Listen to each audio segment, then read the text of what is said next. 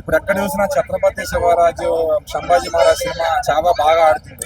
అయితే మరి మన టాలీవుడ్ సినిమాలో చాలా మంది హీరోలు ఉన్నారు కదా, ఆ పాత్ర ఎవరు చేస్తే బాగుంటుందని మీ అభిప్రాయం? ప్రభాస్. ఒక్కడేనా? బాహుబలిలో ఎన్ని కత్తులు తిప్పిండు, ఎన్ని బాణాలు వేసిండు, ఎట్లా కష్టపడ్డాడు, ఆయనకైతే సూట్ అవుతుంది. శివాజీ మహారాజు కత్తి గీట తిప్పే రేంజ్ ఎవరికి ఉందంటే ప్రభాస్ అన్నకు ఉంది. సో వేరే వాళ్ళకు లేదని కాదు, కాకపోతే బాహుబలిలో అన్ని కత్తులు తిప్పిండు, అంత క్యారెక్టర్ ప్రాణం పెట్టి సినిమా తీసిండు, నెక్స్ట్ లెవెల్ డైలాగ్స్ ఇచ్చిండు మనకి. సో ఆయన అయితే బెస్ట్ అని నేను అనుకుంటా.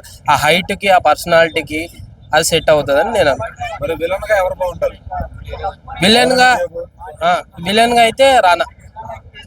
ఎవరు లేరా ఇంకా అంటే? ఇంకెవరు లేరు నాకు తెలిసి. గోపిచంద్ ఏమో చూడలే, కానీ రానా అన్న అయితే కొద్దిగా బాగా గట్టిగా ఉంటాడు. సో ఆయన బాడీ కానీ, ఆయన డైలాగ్స్ కానీ. లేదు, నాకు అంత లేదన్న.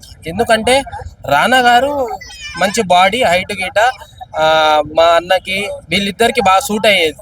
సో అది మరి ఇంకా నెక్స్ట్ ఆప్షన్ ఎవరు? ప్రభాస్ గారు ఇప్పుడు ఒకవేళ చేస్తారో చేయరో, క్యారెక్టర్ చెడగొట్టడం తర్వాత ఎవరు బాగుంటారు? ఇప్పుడు కొంతమంది ఏమంటున్నారంటే రామ్ చరణ్ అన్న అయితే బాగుంటది అని అంటున్నారు.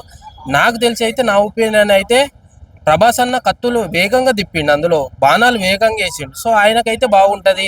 రానా అన్నకి అయితే బాగుంటదని నేను అనుకున్నా. వాళ్ళు తీస్తే ఇంకా ప్రపంచ స్థాయిలో సినిమా ఆడుతుంది. ఆల్రెడీ కాంతారా హీరో రిషబ్ శెట్టి గారు తీస్తున్నారు ఛత్రపతి శివాజీ కింద. ఆయన సెట్ అవుతుందా? చూడాలి ఇంకా సెట్ అవుతుందో లేదో. నాకు తెలిసి అయితే వీళ్ళిద్దరి కాంబినేషన్ లో సూపర్ హిట్ మూవీ, ప్రపంచ స్థాయిలో సినిమా ఆడుతుంది. సో అది